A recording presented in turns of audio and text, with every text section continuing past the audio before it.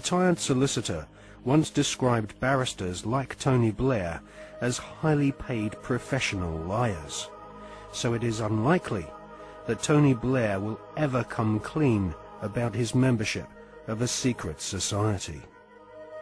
However, one thing we can be sure about: the Masonic establishment at the heart of British society does not like being probed or investigated when it comes to matters of Masonic membership. A recent Select Committee inquiry chaired by Labour MP Chris Mullins found that the Metropolitan Police Force and Judiciary were unwilling to force their members to disclose if they were members of secret societies.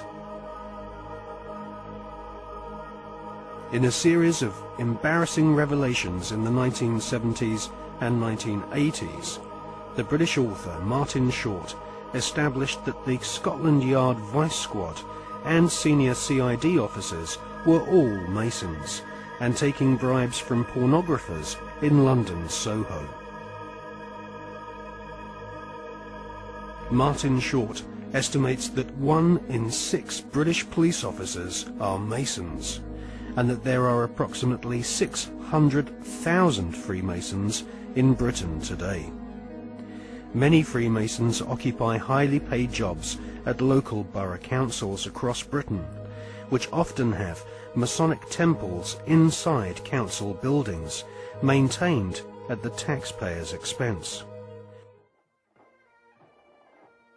In Scotland, Masons used to proudly parade through the streets.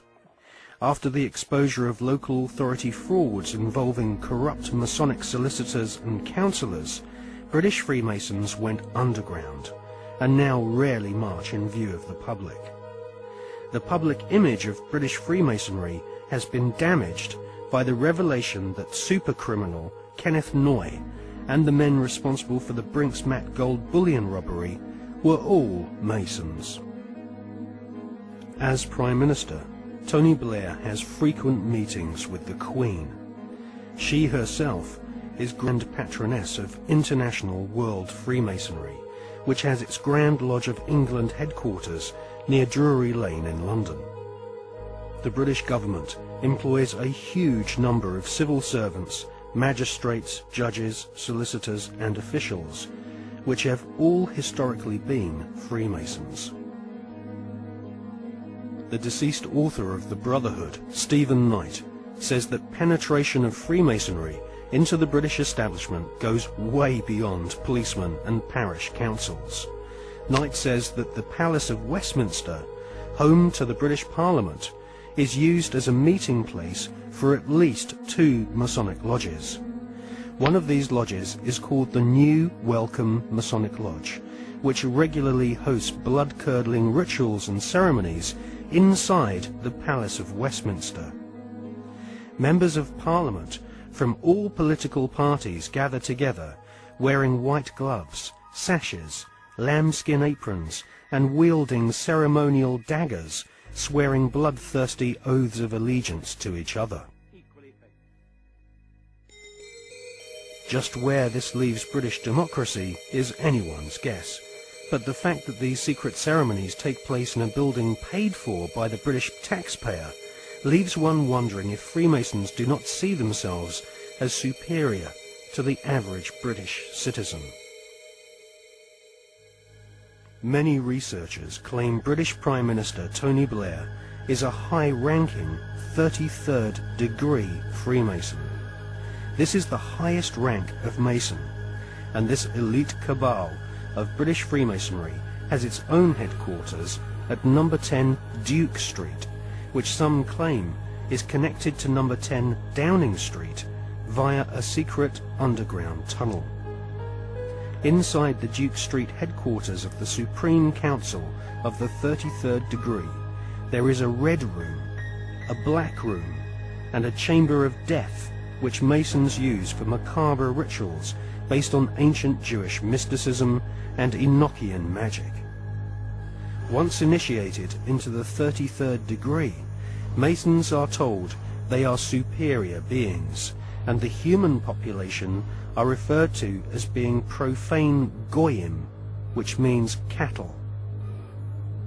If Tony Blair is indeed a 33rd degree Freemason, then he is following in the footsteps of previous Prime Ministers who have all been members of either Freemasonry, the Knights Templar, or the Round Table, which was started by Sir Cecil Rhodes following his economic conquest of Zimbabwe during the 19th century.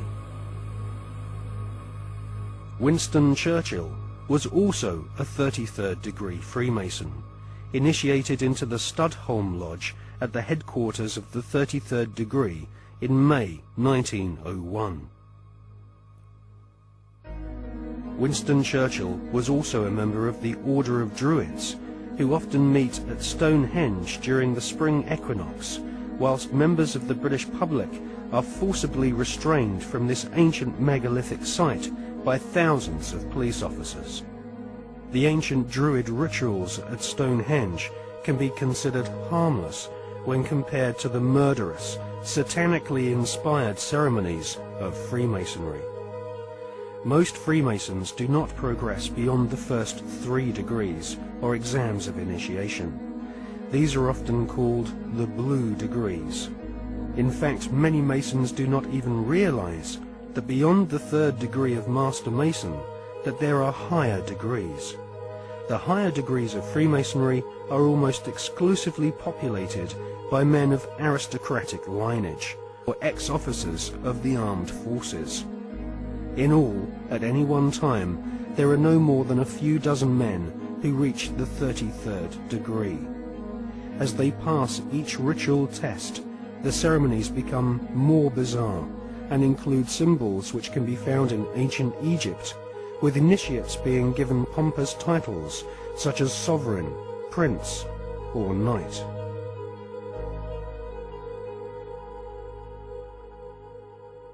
When we see Tony Blair meeting with George Bush Jr., we are actually seeing 2 knights of secret orders.